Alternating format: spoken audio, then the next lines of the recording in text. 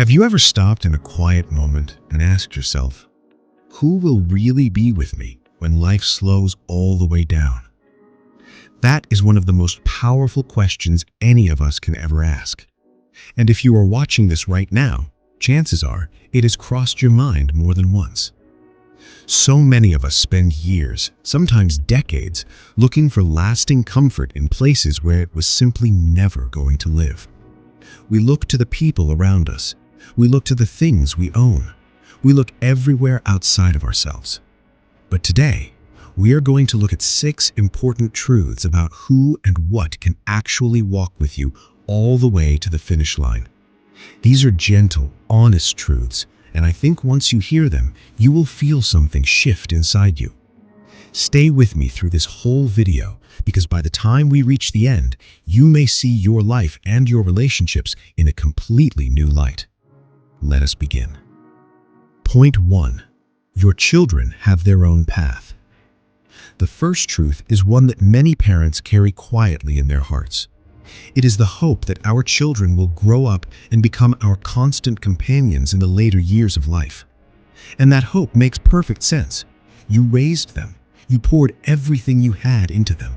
Of course, a part of you imagines them nearby, stopping in for coffee, taking walks on Sunday afternoons, filling the house with laughter the way they did when they were young.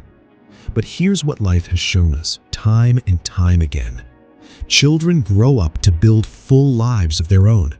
They have jobs, spouses, their own children, and responsibilities that pull at them from every direction.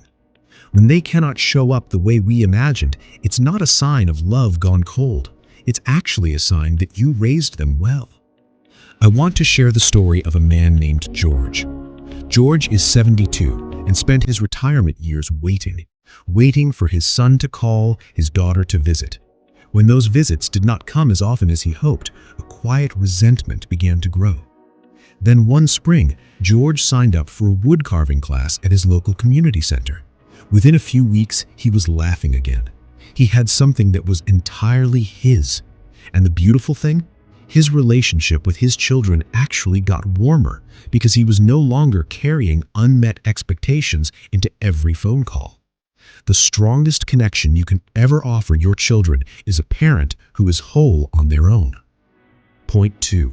A spouse cannot be your everything. The second truth may be the most tender one we will talk about today. As deeply as you may love your spouse or partner, they were never meant to be your only source of connection in this world. When two people do everything together, every errand, every meal, every morning routine, something quietly disappears. The sense of each person as a full and separate human being. And when life brings change, a health challenge or the loss of that partner, the person left behind often doesn't know how to stand on their own 2 feet anymore. I think of a woman named Patricia. She and her husband spent 46 years side by side. When his health began to decline, Patricia felt the ground shift beneath her. She had forgotten how to be just Patricia, not half of a couple, but a whole person on her own.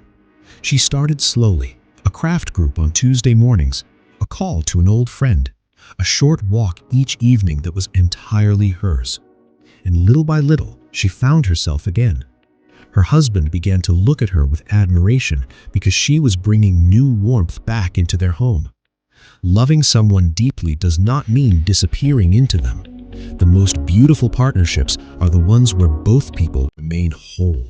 That kind of love is built to last. Point 3. Friendships change, and that is okay.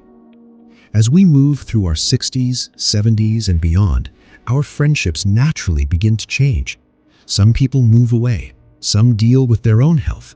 Some simply drift as the seasons of life carry us in different directions. If your social circle is smaller than it used to be, you're not alone. This is one of the most common experiences among older adults, and it doesn't mean anything is wrong with you. Harold was 75 when he realized most friends from his working days had moved or were no longer reachable.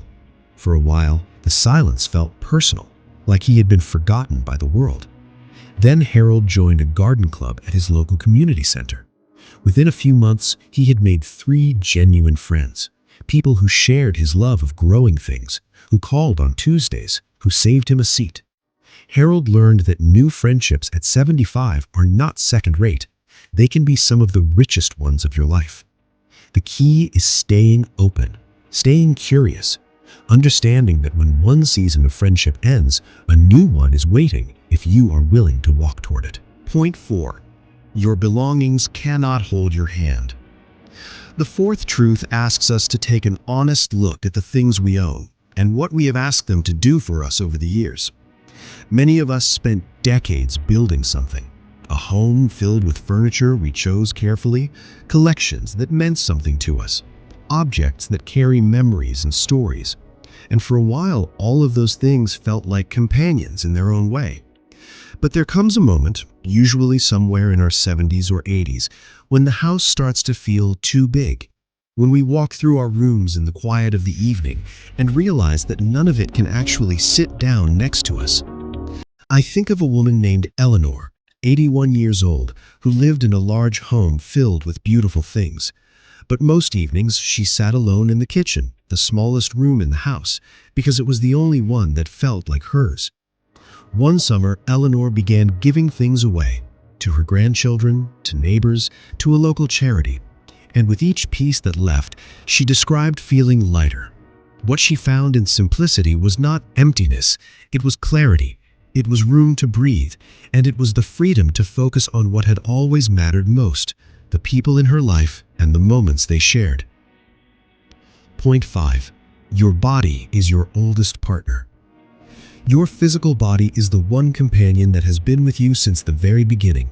It has carried you through every joy and every hardship of your entire life, and in your later years, it deserves to be treated with the respect of a trusted partner.